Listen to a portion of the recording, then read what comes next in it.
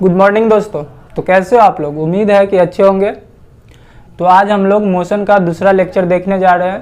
पहला लेक्चर में हम लोगों ने मोशन के बारे में देखा कि मोशन क्या होता है, रेस्ट क्या होता है, कोई पार्टिकल कब मोशन में है या फिर कब रेस्ट में है, कैसे बताएंगे। तो वो किस पे डिपेंड करता था? फ्रेम ऑफ रेफरेंस पे। फ्रेम ऑफ रेफरेंस यानी कि ऑब्जर्वर, देखने वाला कौन है, उस पर डिपेंड करता था। अगर जनरली हमसे कोई पूछता है मोशन क्या होता है तो हम उसे सिंपली सी बोल देते हैं, अगर कोई वस्तु पार्टिकल अपना पोजीशन टाइम के रिस्पेक्ट में यानी कि टाइम के साथ साथ अपना पोजीशन चेंज कर रहा है तो उसको हम क्या बोल देते थे? मोशन में बोल देते थे। तो आज हम लोग देखने जा रहे हैं टाइप्स ऑफ मोशन, कि मोशन कितने टाइप्स का होता है। जनरली तो ऐसे बहुत टाइप्स का होता है, लेकिन हम लोग कोई खास मोशन के बारे में देखते हैं, कोई खास मोशन के बारे में देखते हैं। तो उसमें से पहला हम लोग को ट्रांसलेशनल मोशन,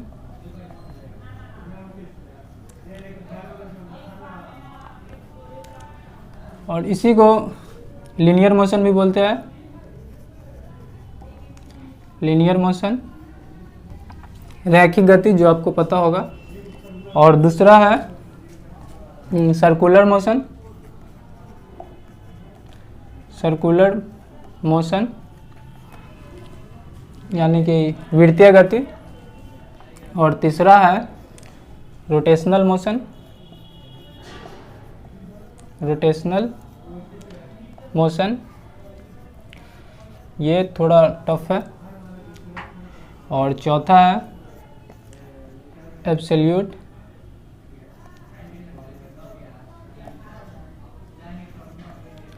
मोशन। और पांचवा है रिलेटिव मोशन। बहुत सारा मोशन होता है, लेकिन हम लोग इस 5 मोशन के बारे में देखेंगे कि आखिर ये किस किस टाइप का मोशन होता है। न्यूमेरिकल तो हम लोग को इस पे करना है। पहला पे ट्रांसलेशनल, जो हमारे 9th में यही दिया हुआ है, इसी के बारे में कुछ ज़्यादा जिक्र किया हुआ है। तो मेन हम लोग का यही होता है। लेकिन आप मोशन पढ़ रहे हैं तो कुछ तो आइडिया होना चाहिए, कम से कम 4-5 टाइप्स का मोशन के बारे में तो कुछ हम लोग का आइडिया होना चाहिए। तो इस चारों के बारे में थोड़ा बहुत आइडिया लेंगे, इस पे भी थोड़ा बहुत अच्छा खासा जिक्र है, और इस सब के बारे में थोड़ा थोड़ा आइडिया लेकर के आगे बढ़ जाएंगे, क्योंकि थोड़ा टफ है। इस समय मैथमेटिक्स की ज़रूरत पड़ती है, थोड़ा एडवांस लेवल की, मतलब थोड़ा हाई लेवल की, और हम लोग के बुक में तो है भी नहीं। तो देखते हैं अब एक एक करके सारे के बारे में इंट्रो लेते हैं कि किस किस टाइप का मोशन होता है। तो आप हेडिंग में ये डाल सकते हो। तो इसको साफ कर दें दोस्तों। तो पहला हम लोग का है ट्रांसलेशनल मोशन। अब ट्रांसलेशनल मोशन क्या होता है, इसके बारे में हम लोग देखते हैं। तो इसके बारे में हम लोग थोड़ा देख रहे हैं कि आखिर ये किस टाइप का मोशन होता है। तो इसका पहले डिफिनीशन लिखते हैं। This types of motion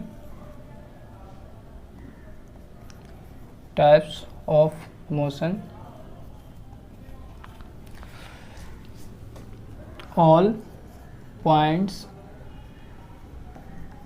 of the given particle और बॉडी, कुछ भी पार्टिकल या बॉडी will perform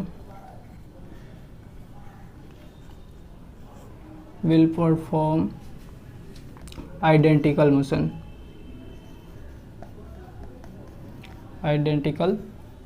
motion।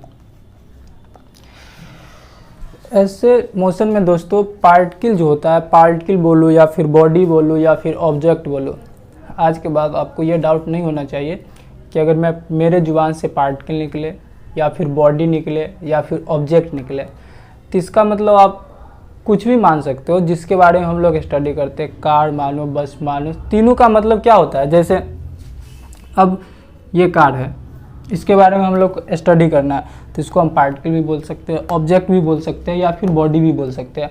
तो आप ये पार्टिकल बोलेंगे या फिर बॉडी बोलेंगे या फिर ऑब्जेक्ट बोलेंगे, तो तीनों वर्ड को लेकर के आप कंफ्यूज नहीं होइएगा। तीनों का मतलब एक ही होता है, जिस पे हम लोग स्टडी करने जा रहे हैं, जिसके बारे में हम लोग जानना चाहते हैं। जैसे ये कार है तो इसको पार्टिकल, ऑब्जेक्ट, बॉडी कुछ भी बोल सकते हैं। तो ये आप थोड़ा माइंड में सेट कर लीजिएगा।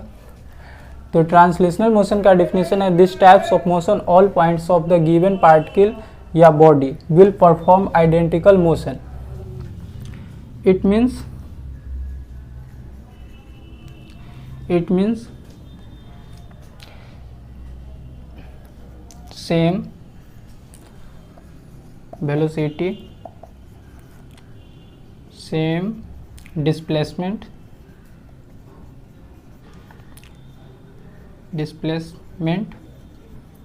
and same acceleration। अब इस डिफिनीशन कहता क्या, ये थोड़ा सोचते हैं। क्या बोल रहा है कि ऐसे मोशन में, ट्रांसलेशनल मोशन में, मतलब रैखिक गति या फिर लीनियर मोशन में, ऐसे टाइप्स के मोशन में जो पार्टिकल होता है, अब बॉडी है, जैसे आप ट्रेन के बारे में सोचो तो ट्रेन में बहुत सारा बोगी लगा हुआ होता है, कंपार्टमेंटल। अब देखो, अब क्या बोल रहा है, this types of motion all points of the given particle, ये पार्टिकल हुआ यानी कि बॉडी हुआ, object will perform identical motion. Particle का हर एक पॉइंट, मतलब कार का, जैसे ये ट्रेन है तो ट्रेन का हर एक पॉइंट, आइडेंटिकल कहने का मतलब सेम, हर एक पॉइंट क्या करेगा, सेम मोशन परफॉर्म करेगा। जैसे अगर ट्रेन का इंजन 10 मीटर पर सेकेंड से चलेगा तो ये भी इंजन चलेगा 10 मीटर पर सेकेंड से, ये भी इंजन चलेगा 10 मीटर पर सेकेंड से, और ये भी इंजन चलेगा 10 मीटर पर सेकेंड से। यानी कि उस ट्रेन का, अब जितना भी छोटा पार्टिकल के बारे में बात कर लो, मॉलिक्यूल्स, एटम, कोई भी चीज़ के बारे में बात कर लो, कौन सा मोशन में, लीनियर मोशन में, तो पार्टिकल का हर एक पॉइंट जो होगा वो आइडेंटिकल मोशन परफॉर्म करेगा। अगर पहला पार्टिकल चल रहा है 10 मीटर पर सेकेंड से, दूसरा भी चलेगा वही, तीसरा भी चलेगा वही, और जो भी जितना पार्टिकल होगा सारा वही से चलेगा। जैसे देखो, ये यहाँ से चल करके यहाँ पे पहुँच गया, यही इंजन यहाँ से यहाँ तक पहुँच गया। अब इसके बीच की दूरी है 50 मीटर। तो क्या लगता है आपको कि आगे वाला जो इंजन है वो 50 मीटर चला है, बाकी सारा मतलब 50 से कम चला है। ये 50 चला है तो ये भी 50 ही चला होगा। देखो यहाँ तक का डिस्टेंस है ना, ये यहाँ तक का डिस्टेंस है 50। जब हम इसका बात करेंगे तो इधर से देखो, पहले से इसका डिस्टेंस स्टार्ट हो जाता है, तो यहाँ पे, यहाँ इसका ज़्यादा हुआ तो यहाँ तो इतना कम हो रहा है। तो हर एक पॉइंट क्या होता है इसमें, आइडेंटिकल, मतलब सेम मोशन परफॉर्म करता है। अगर एक का वेलोसिटी 20 मीटर पर सेकेंड है तो दूसरे का भी होगा 20 मीटर। अगर ये चलेगा, इंजन चलेगा 20 मीटर पर सेकेंड से, और उसका जो पीछे कंपार्टमेंटल होता है वो अगर चलेगा 30 मीटर पर सेकेंड से, तो क्या होगा सोचो, ये 20 से चल रहा है, ये 30 से चल रहा है, तो ये फिर आगे निकल जाएगा। लेकिन ऐसा कभी होता है? ट्रेन सब जो होता है वो लीनियर मोशन में होता है, ट्रांसलेशनल मोशन करता है। तो ऐसा कभी होता है कि देखते हो कभी बोगी आगे निकल, हाँ वो एक अलग सी बात है कि एक्सीडेंटल केस होता है तो एक अलग बात है। लेकिन नॉर्मली जो होता है उसमें देखते हो कभी आपकी इंजन लेट से पहुंचा, पहले बोगी पहुंच गया, पहले बोगी मतलब इंजन पहुंच गया, बोगी पीछे रास्ता पे है। कभी ऐसा होता है? नहीं होता है। तो इतना आप सोच लो कि आइडेंटिकल मोशन में क्या होता है कि अगर कोई पार्टिकल चल रहा है, अगर वो आइडेंटिकल मोशन परफॉर्म कर रहा है, कोई पार्टिकल चल रहा है, अगर वो आइडेंटिकल मोशन परफॉर्म कर रहा है, तो पार्टिकल का हर एक पॉइंट क्या करेगा, सेम मोशन को लेकर के चलेगा। अगर कोई बॉल है, जैसे देखो ये कार है, तो कार बहुत छोटा छोटा, जैसे उसमें होगा सीट होगा, स्टीयरिंग होगा, इसका व्हील होगा, इसका बॉडी होगा, अलग अलग पार्ट है। अगर सोचो कार यहाँ से यहाँ आ गया, तो कार का, अगर कार चला 20 मीटर तो कार का सीट भी चला होगा 20 मीटर। अगर कार का आगे वाला व्हील 20 मीटर चला तो पीछे वाला व्हील भी 20 मीटर चलेगा। यानी कि ट्रांसलेशनल मोशन में क्या होता है, बॉडी का हर एक पॉइंट आइडेंटिकल मोशन परफॉर्म करता है। यानी कि एक चलेगा 20 मीटर पर सेकेंड स्क्वायर से एक्सेलरेशन, उसके पास इतना है, तो दूसरा पॉइंट भी होगा, बॉडी का जो भी रेस्ट पॉइंट होगा सबका वेलोसिटी क्या होगा, सेम होगा। तो आइडेंटिकल मोशन के बारे में कुछ पता चला कि क्या होता है, सॉरी ये लीनियर मोशन के बारे में। हाँ, अब इसका मतलब ये नहीं होता है, लीनियर मोशन का मतलब होता है रैखिक गति, तो इसका मतलब ये नहीं होता है कि स्ट्रेट लाइन पे ही चले, पाथ उसका कैसा भी हो, लीनियर मोशन में पाथ कैसा भी हो, लेकिन इसको मिटा रहे हैं, उसका जो मोशन जो होगा, अगर उस पाथ पे परफॉर्म करने वाला पार्टिकल का जो मोशन होगा, जैसे ये पाथ है, ये पाथ है, रोड सपोज करो ऐसा बना हुआ है, अगर इस पे एक कार जा रही है, तो सोचो कार का जो आगे वाला पार्ट है और पीछे वाला जो पार्ट है, तो आगे वाला अगर 10 मीटर चलेगा तो पीछे वाला भी 10 मीटर चलेगा। ये नहीं, अगर ऐसा पाथ होता है सर्कुलर टाइप का, तो ऐसा सर्कल टाइप का जो पाथ होता है, तो ऐसा नहीं होता है कि आगे वाला चले 20 मीटर और पीछे वाला 10 मीटर। देखो लीनियर मोशन में आप ये माइंड में कभी सेट नहीं करना कि इसमें सर्कुलर पाथ होगा, मतलब ये सॉरी लीनियर, मतलब लीनियर मोशन मतलब स्ट्रेट लाइन, स्ट्रेट लाइन पे ही मोशन होगा, ये नहीं, मतलब ऐसा नहीं पॉसिबल है। लीनियर मोशन स्ट्रेट लाइन पे तो होगा ही, और उसके अलावा और जैसा भी पाथ हो उस पर भी पॉसिबल है, लेकिन उसका पार्टिकल का जो मोशन होगा उसमें हर एक पॉइंट का क्या होना चाहिए, आइडेंटिकल मोशन होना चाहिए। जैसे आप एक बॉल लेते हो, बॉल को ऊपर की तरफ बींगते हैं, जैसे ये पेन हुआ, पेन को हम ऐसे बींगते हैं, तो देखो पेन को ऐसे बींगे तो पेन कैसा मोशन परफॉर्म कर रहा है, लीनियर मोशन परफॉर्म कर रहा है, लेकिन इसका पाथ देखो कैसा हो रहा है, कुछ इस टाइप का हो रहा है, कुछ इस टाइप का हो रहा है, तो इसका मतलब ये नहीं है कि ये सर्कुलर मोशन में है। अगर लीनियर मोशन ये नहीं होता तो इसका अलग अलग पॉइंट अलग अलग डिस्टेंस ट्रेवल करता है, लेकिन सबके लिए वही डिस्टेंस है, सेम डिस्टेंस है, तो उसका मतलब क्या है, ये किस टाइप का मोशन हुआ, ट्रांसलेशनल मोशन हुआ। और ट्रांसलेशनल मोशन में टाइप्स भी होता है, ट्रांसलेशनल मोशन का भी टाइप्स होता है, प्रोजेक्टाइल मोशन हुआ, अलग अलग टाइप का मोशन हो गया, तो हम लोग का 11th में है। अगर ये ट्रांसलेशनल मोशन नहीं होता तो इसका अलग अलग पॉइंट का अलग अलग ये होता है, क्या कहते हैं, वेलोसिटी। जैसे ये हम भीगते हैं, तो अगर ये अगर चल रहा है 20 मीटर पर सेकेंड से, तो हर एक पॉइंट इसका क्या चल रहा होगा, 20 मीटर पर सेकेंड से, इसका कैप भी चल रहा होगा 20 मीटर पर सेकेंड से, ये मार्कर खुद चल रहा होगा 20 मीटर पर सेकेंड से। अगर किसी का वेलोसिटी में डिफरेंस होता तो क्या होता, अगर इसका 20 के बदला 30 होता है, इसका 20 होता है, तो पहले ये पहुंचता है, लेकिन ऐसा होता है नहीं होता है, दोनों साथ में पहुंचता है। तो ट्रांसलेशनल मोशन के बारे में कुछ आइडिया लगा कि क्या होता है, उम्मीद है कि क्लियर हो गया होगा। तो हम लोग अब दूसरे मोशन के मतलब अब नेक्स्ट देखते हैं कि कौन सा है, सर्कुलर मोशन। तो इसे आप लिख लो। अब हम लोग थोड़ा सर्कुलर मोशन के बारे में बात करते हैं। 1 मिनट, इसमें एक पॉइंट छूट गया, वो भी थोड़ा लिख देते हैं। For study purpose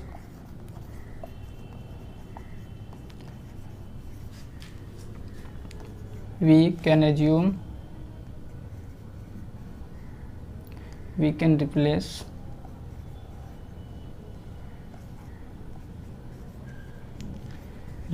whole body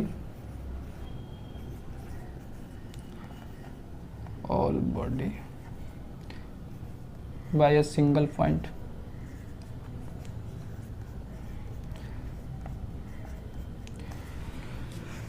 अब इसका मतलब क्या होता है कि अगर हम कोई ट्रेन ही ले लेते हैं, वो थोड़ा जटिल होता है। ट्रेन हो गया, अगर इसके बारे में हमें कोई बोल दिया मोशन करने के लिए, मतलब मोशन का स्टडी करने के लिए, कितना इसके पास वेलोसिटी है, कितना एक्सेलरेशन है, कितना डिस्प्लेसमेंट है, तो क्या करेंगे, for study purpose we can replace whole body by a single point. तो इसको हम लोग एक सिंगल पॉइंट मान लेंगे, सिंगल पॉइंट। आपको पता है कि ट्रांसलेशनल मोशन में बॉडी का हर एक पॉइंट कैसा आइडेंटिकल मोशन परफॉर्म करता है। एक पॉइंट चलेगा 20 मीटर तो दूसरा भी चलेगा 20 मीटर। तो इस पॉइंट पे हम लोग स्टडी कर लेंगे जैसे इस पॉइंट का वेलोसिटी निकाल लेंगे, ये पॉइंट कितना डिस्प्लेसमेंट किया यहाँ से आने में, ये सब निकाल लेंगे। और फिर जब ये पॉइंट चला अगर 20 मीटर, तो ये सारा ट्रेन भी क्या चलेगा 20 मीटर, क्योंकि इस ट्रेन को ही हम लोग क्या माने हैं, पॉइंट माने हैं। और इसमें हम लोग को ये आज़ादी है ट्रांसलेशनल मोशन में, क्योंकि हमें पता है इसमें हर एक पॉइंट क्या है, आइडेंटिकल मोशन परफॉर्म करता है, इसलिए हम लोग सारे बॉडी को एक सिंगल पॉइंट मान सकते हैं। अब बार बार इतना बड़ा देखो क्यों ऐसा करते हैं, कुछ है नहीं। अब बार बार हर एक जगह कॉपी पे अब ट्रेन का ये पिक बनाओ, ये ट्रेन का डायग्राम बनाओ, तब जा कर के उस पर ये क्वेश्चन करो, उसको डील करो। तो उससे अच्छा है कि हम समझते हैं कि आइडेंटिकल मोशन परफॉर्म करेगा, तो इसको एक सिंगल पॉइंट मान लेंगे। इसके बाद आराम से थोड़ा सिंपल हो जाता है, कहीं भी बनाने में थोड़ा ये कंफर्टेबल फील होता है। इसके बाद इस पॉइंट के बारे में निकाल लेंगे, कितना वेलोसिटी है, कितना एक्सेलरेशन है, और वही क्या होगा, ट्रेन का होगा। तो ये पॉइंट बस ऐसे ही थोड़ा था तो बता दिया। अब हम लोग नेक्स्ट के बारे में बात करते हैं। अब हम लोग थोड़ा सर्कुलर मोशन को देख लेते हैं कि ये क्या होता है, वृत्तीय गति। ये बहुत सिंपल है, कोई खास नहीं है, लेकिन इसका न्यूमेरिकल फिर भी टफ होता है, लेकिन वो 11th में खैर। तो सर्कुलर मोशन क्या होता है, अगर कोई पार्टिकल इसमें सर्कल मतलब सर्कल टाइप का पाथ पे चलता है तो उसे क्या बोलते हैं, सर्कुलर मोशन में। जैसे ये सर्कल है और ये पार्टिकल है, अगर ये मूव कर रहा है इस पर, अगर ये मूव कर रहा है तो क्या हम बोल देंगे कि ये पार्टिकल कौन सा मोशन परफॉर्म कर रहा है, सर्कुलर मोशन परफॉर्म कर रहा है। जैसे ए पॉइंट से ये पार्टिकल चल करके बी पॉइंट पे आ गया, कोई पार्टिकल था ऐसे ऐसे चला और अपना ये बी पॉइंट पे आ गया, तो ऐसे मोशन को क्या बोलते हैं, सर्कुलर मोशन बोलते हैं। इसको हम आगे थोड़ा डीप में पढ़ेंगे, फिलहाल थोड़ा डिफिनीशन से काम चलाते हैं। If a particle moves on circular path, then we can say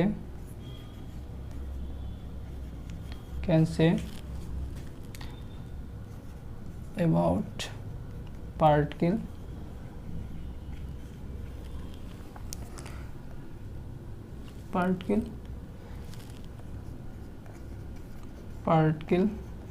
is perform circular motion।